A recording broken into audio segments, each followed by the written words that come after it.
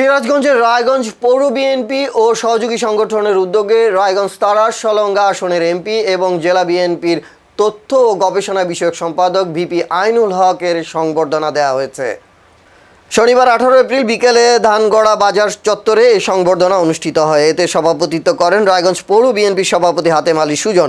সাধারণ সম্পাদক আমির হোসেন মাতব্বরের সঞ্চালনায় অনুষ্ঠানে আরও উপস্থিত ছিলেন রায়গঞ্জ উপজেলা বিএনপির সাবেক সভাপতি শামসুল ইসলাম, সাবেক ভারপ্রাপ্ত সাধারণ সম্পাদক আলহাজ দুলাল হোসেন খান, উপজেলা বিএনপির সহসভাপতি খায়রুল ইসলাম, পৌর বিএনপির সাধারণ সম্পাদক রাশেদুল হাসান মিলন, যুগ্ম সাধারণ সম্পাদক ইসমাইল হোসেন, সাংগঠনিক সম্পাদক নুরুজ্জামান সরকার রোম বাদশাহ, জেলা বিএনপির যুগ্ম সাধারণ সম্পাদক ব্যারিস্টার আব্দুল বাতেন সহ পৌর বিএনপির সকল সহযোগী সংগঠনের নেতৃবৃন্দ। বাংলাদেশ জিন্দাবাদ, বাংলাদেশ জাতীয়তাবাদী দল জিন্দাবাদ, শহীদ জিয়া অমর হোক, বেগম খালেদা জিয়া অমর হোক, বাংলাদেশের প্রধানমন্ত্রী তারেক রহমান জিন্দাবাদ। আসসালামু আলাইকুম।